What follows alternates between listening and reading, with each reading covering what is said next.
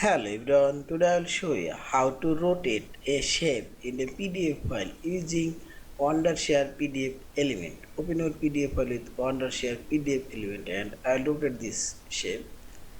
Now click on this comment option and this top bottom option. Here you will find this selection option. Click here, this is hand option. Click on this selection option.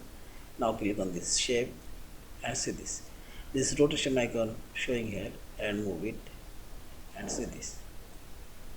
Again put your mouse cursor this rotation icon and you can rotate here and see this.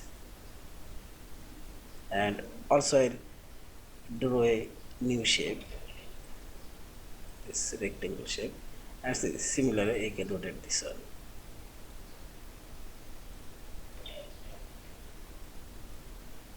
And see this. Yeah, this is.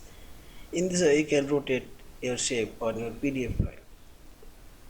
And finally select this file option, save or save as your PDF file. Thank you for watching. Please subscribe, like, share and comments.